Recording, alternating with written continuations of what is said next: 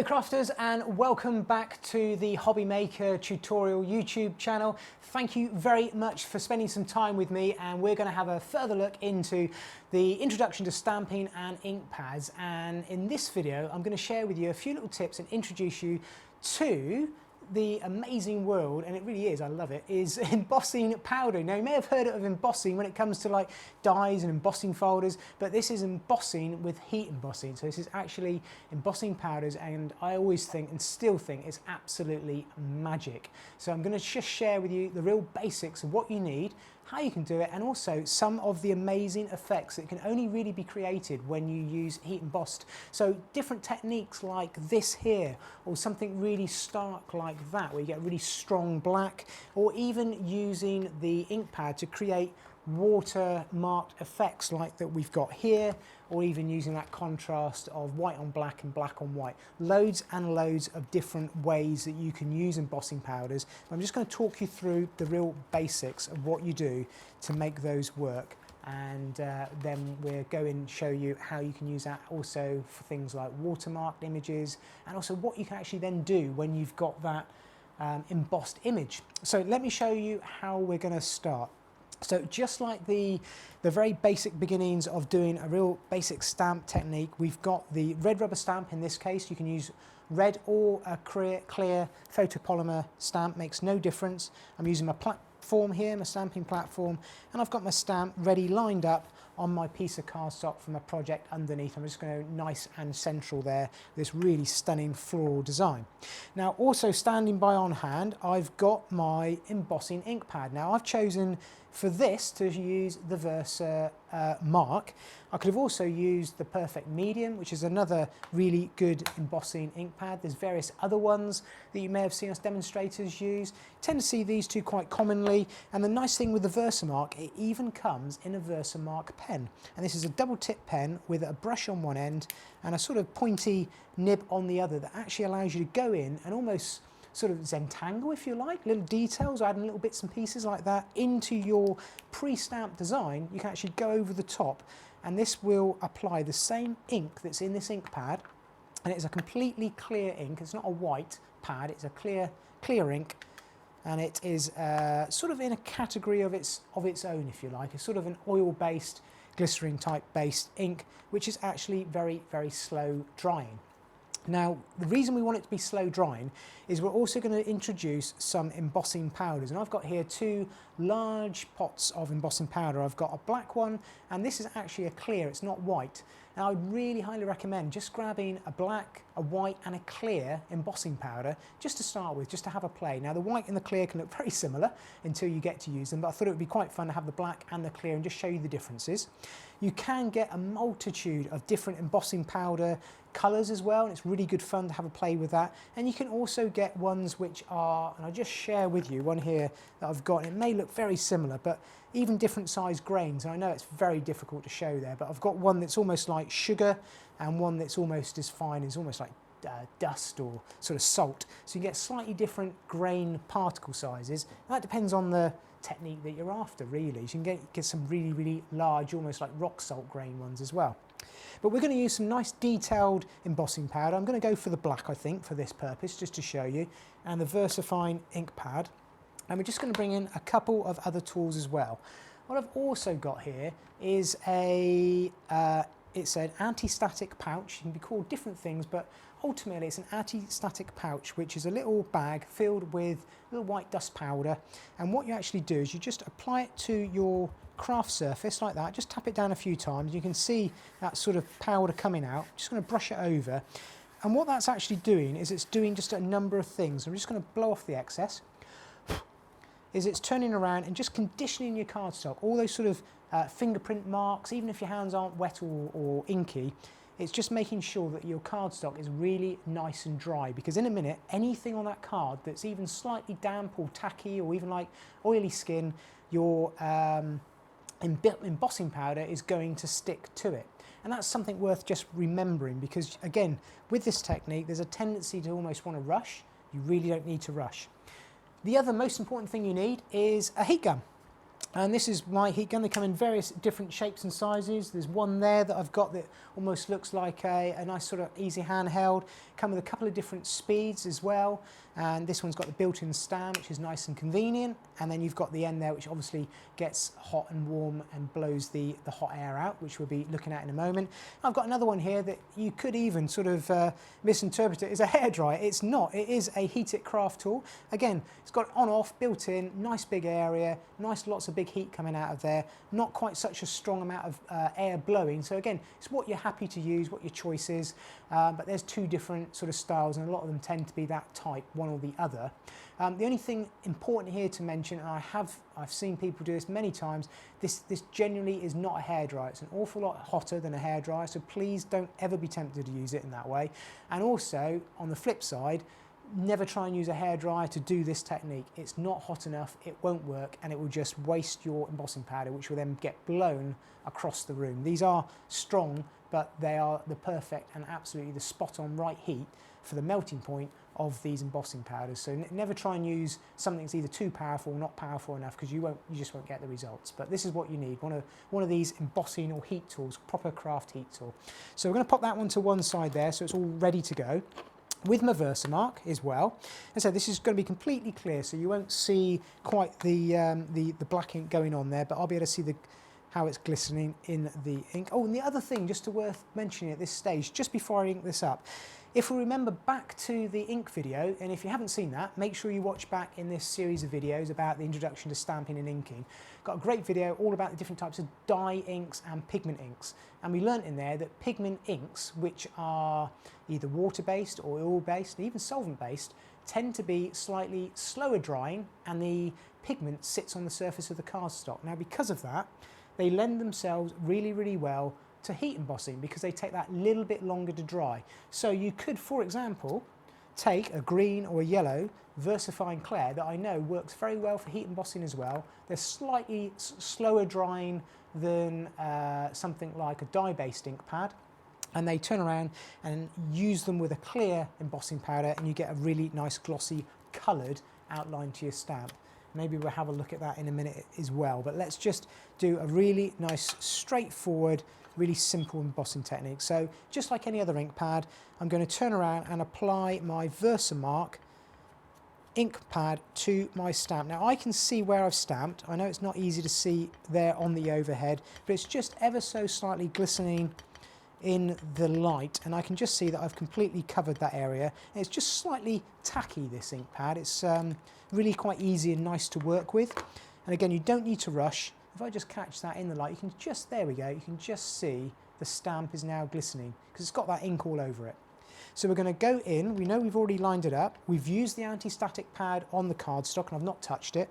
I can now go in and just apply some light to medium pressure all over my stamp, just keeping one hand in place, keeping the pad and platform in place, and just work the pressure around the area of the stamp like so. I'm going to lift that up, see if I'm happy, and I am. I can see there is ever so slightly just there we go, you can almost just catch it there, just ever so faint, but it's just there, that stamped image as a watermark on my cardstock.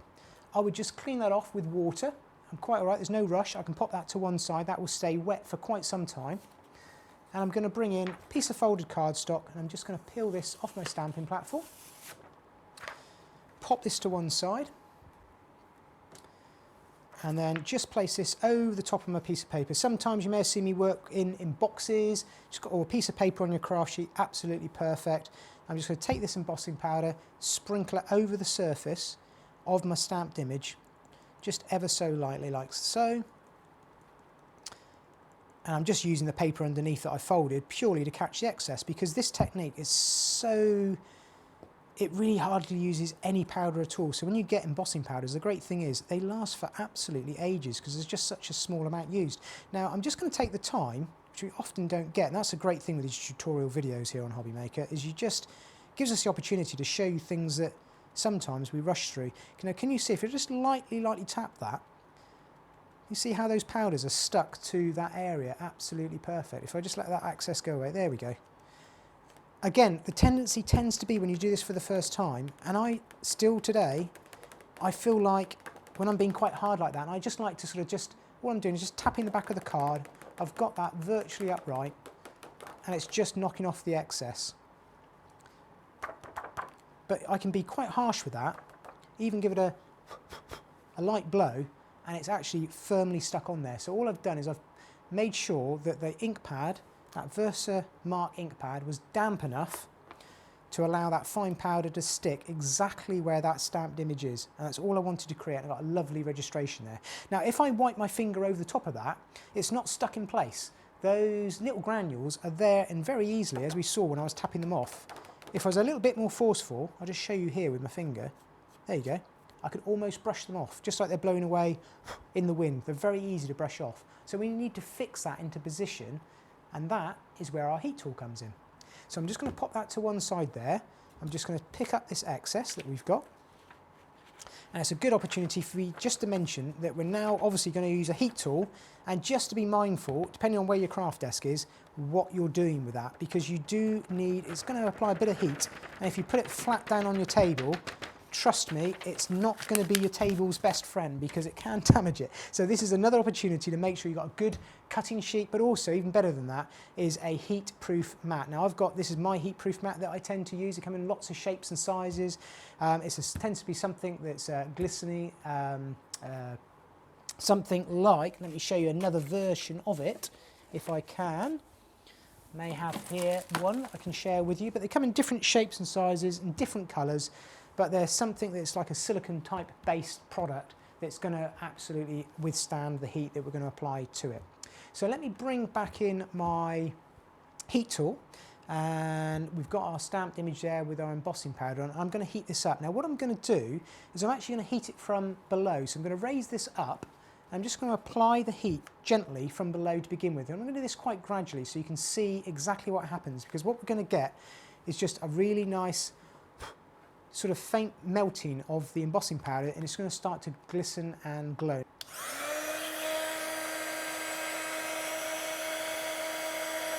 So I'm just keeping that, you can see what I'm doing, I'm moving the heat tool backwards and forwards just to make sure that there's an even spread of heat. And this is a nice large image that we're working with here.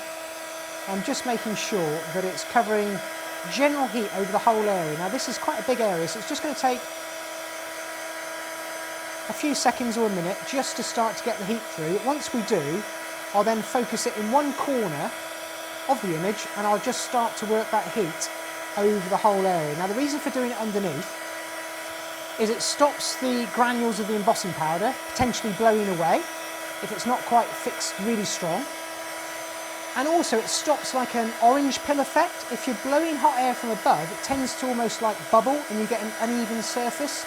So if you've got some really nice large areas like this that are almost like a silhouette, it's really nice just to take your time. It takes a little bit longer, but it really does pay off because you get a really nice stamped image. Now it's just starting to glow there. There you go, you can see it glistening on the leaf. I'm going to let that transition across the head of the flower. There we go. You can see that's now got a really nice glossy black. And then I'm going to work that heat from the flower down. You can sort of see the distance that I'm away from my cardstock. If I hold it on a sort of a couple of inches away, but I'm constantly moving it. You don't want to keep it in one place still, because then you've got a lot of heat going onto a piece of card that could possibly turn the card slightly burnt. You may get like a little bit of a brown mark, which we don't want. So you want to keep that. You can see what I'm doing, constantly moving it. I'm just going to, just this last area here, I'm just going to try and catch that, finish it off. There we go. And I can now just safely, quickly run the hot air all the way around the image from underneath and just make sure that I've melted all the embossing powder in one go and that the whole area is covered. Now that's quite a large stamp design to work with, an embossing powder. And I think it's quite nice just to see the whole process, because it isn't necessarily really quick with seconds, but can you see that lovely gloss finish? And when I rubbed my finger along the bottom earlier and that just moved, and you do just want to make sure this is completely cooled down because it can be quite warm, but that will now be completely solid on there. I can run my finger across the top and that is absolutely solid on there. It's not going to move at all. And what this gives you, even compared to some black ink, it just gives you a completely different dimension. It's slightly raised, it's embossed, and it gives you a really nice gloss finish. But what it also gives you is it gives you a surface that is raised and resistant to anything that is water-based. And obviously that means paints, and it can also mean something like a dye-based ink pad. So if I just bring in here very, very quickly, I still think the whole thing to do with heat embossing is completely magical. Every time I do it, it's stunning. So have a go. I think it's one of the great techniques of stamping that probably we're all keen to do. But if I just go in here with a nice red water-based paint, really strong, I'm going to deliberately go over these black lines. Because this is water-based, it doesn't sit on that embossed black line, because what you've actually got there is almost like a resin plasticky finish to your embossing powder, which is going to resist anything that is water-based. So I'm actually going to be quite harsh here now, and rather than even try and follow the lines, I'm just going to scribble literally over the surface. If I wanted to cover this whole area red, can you see that that black, as long as I'm obviously careful on the edges of the lines, on the inside of the image, that whole area, and I'm not having to work in between all those faint little black lines. That's the great things with embossed images. When you're stamping, you want to add colour. Look how easy and effective that was to achieve. It was so quick, so simple. And again, you want to change the colour. If I just change my watercolour brush out, and let's go in with a faint pink in the middle there. Again, if you try to paint all those individual little stamen in the centre of that flower, it would be quite time consuming, and I certainly don't have the patience for it. I don't know about you, I want to get on with other things and get more creative. But I can just go in there with water-based paint, bang, just like that, and I've just added a very faint hint of colour in the middle, and all those black lines are showing through absolutely crystal clear. So that's one of the major benefits to embossing powders, using it with water-based inks. Now also, not only is it great with water-based paints, but even using it with something like a water-based dye can be just as effective as well. Now if I take this a slightly different way, let's go for a water-based dye ink pad. So again, we learnt in our previous videos, I'm just going to grab, let's go with Rosy Cheeks, maybe Triple Berry, something like this. And I'm just going to take off the excess embossing powder from my craft sheet there. I'm going to pop that to one side just to dry off. So I know from our previous videos that we went through, we talked about dye-based ink pads that were water-based, and I picked out two here, the Simon Hurley Create, which are both dye-based and, more importantly, water-based ink pads. What that means is I can use these now to create an effect, knowing that they're water-based, they're going to resist the embossing powder. Now what I've done is I've gone ahead here and actually embossed with the clear embossing powder that I mentioned previously, and I've stamped that same image that you can just see glistening there ever so lightly, a clear embossing powder on white cardstock, which is possibly an odd thing to do. But what I'm actually going to do is I'm going to go over the top with one or two of these ink pads, and we'll see how it looks and build something up and try something a little bit different with some of these inks in a slightly different way. So we've talked about right the way through this series so far using ink pads to stamp with and actually applying the ink pad to the stamp like that, as I've shown you. But this is actually a slightly different way now of using your ink pad in 2 or 3 different ways. We could turn around and use it with a blending brush, or we could use a blending tool that looks something like that. They come in loads and loads of different sizes, a large, a little tiny mini one. We could use a blending tool like that. That's the one that is mine, so it's more like a pen, you can hold it. So lots of different ways you can use your tools. I'm going to use a brush for this, just for quickness and cover a large area. I'm just going to add a little bit of a hue and a little bit of a fade around the edge of my cardstock. So we learnt that dye-based ink pads, which are water-based, can be quite quick drying, quickish, But the Distress and the Simon Hurley both have properties that just make them a little bit slower drying, which means that they are a blendable ink. It means that you can move them around, smush them around your cardstock, just like I'm doing here now. And it allows me to just move those around gently, like so, just to create a bit of a halo. And the reason I'm doing that is I actually just want to create a really nice effect in the centre. And I'm just going to take that ink into the centre of my cardstock and start to work it over the top of this image. And this is why I think heat embossing is so magical, because there's so many different reveal techniques you can create. Look at this. It's just looking so magical that you've got this stamped image coming out from the middle of your coloured cardstock by taking that different approach, like so. So I've now used my ink pads to go over the top and actually use the resist nature of the water-based ink pad over the top of that embossed image. Now I could go in there with a darker ink pad and just add a little bit darker colour in the middle and just fade that out, and it just makes it that little bit stronger, like so. And again, I don't have to worry, that stamped image is going to stay absolutely steadfast in the centre of that cardstock, and it doesn't matter how many layers of ink I apply over the top, as long as I keep blending, the water-based dye is going to resist the embossing powder that we applied down. So two very different techniques using exactly the same stamp. And this is what I've said all the way along. Stamping is so versatile. It's such a good investment. A stamp and an ink pad, there's so many different ways you can use them to create a multitude of different techniques. And I think it's one of the few things in crafting where you can get really like a raw ingredients like your ink and just try it in so many different ways. And let me just show you one other technique with this. Not so much sort of heat embossing really, but just smudging your ink pad onto a craft sheet like that, using your craft sheet. You can actually pick that up, because I know that's water-based, and this is why those videos right at the beginning about the different types of ink pads are so useful, because I knew I could go in there, use water mixed with a water-based product. I've now got a water-based paint. So I could go in there with this image here, if I go back to this original image, and actually use this as my water-based paint over the top of my stamped image. So I've now got not only an ink pad, I've also got a water-based palette, and that's an important thing when you invest in ink pads. It's not just for stamping, it really isn't.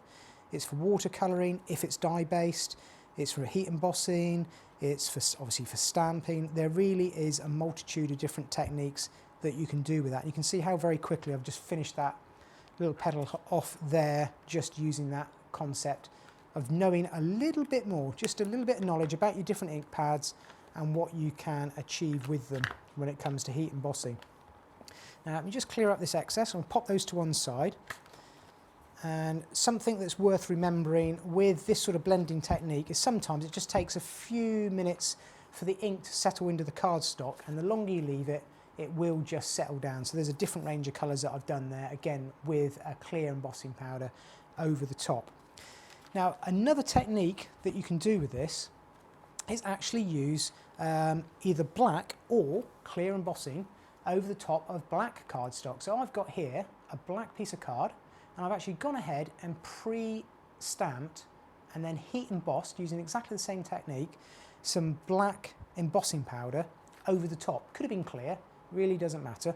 And that then gives me the ability to go over the top of this stamped image with either a pigment ink, which is going to work over the top of black, or even paints. So let's have a go with pigment ink, because we're just trying out different things. So we learnt in the previous videos that anything that is pigment based is going to turn around and work over the top of black cardstock. So I've just got a range of pigment based ink pads that we had from the previous video that we looked at. Now actually going to put them into action over the top of this black piece of cardstock.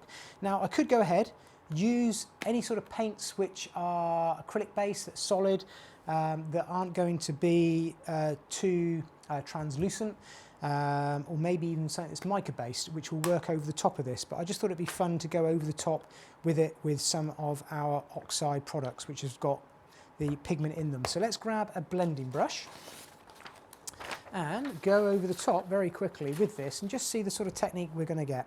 So I've got my ink pad there. I'm going to go in, and you can see straight away the colour on the brush is a lot clearer, a lot more pigment in there, and it's going to sit on the surface of this cardstock like so. I'm going to go in there and start to work this up, and you can see straight away I've got that colour coming through, and that's now covering the black image completely. Now what I could do, just to make those lines come out even crisper, is just with a piece of kitchen towel, before it dries, is actually take that excess off the card. There we go, look at that.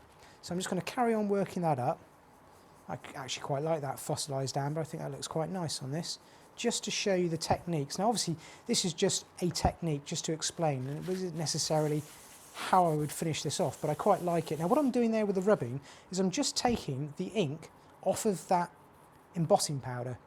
So it's showing you two things here. It's showing you that the pigment-based Distress Oxide sits with a colour over the top of the black cardstock. I'm going to go in with a Brilliance, because that was another one that I showed you would also work in a similar way. And I'm going to take my blending brush here, take up some excess, like so, and I'm going to go in there and just show you how that also, there we go. So you can see all of those things I've been showing you and telling you how they work and why they work in the way they do. It's absolutely true. So this is a pigment ink that is sitting on top of the cardstock rather than dyeing, like a dye ink, into the fibres of the cardstock.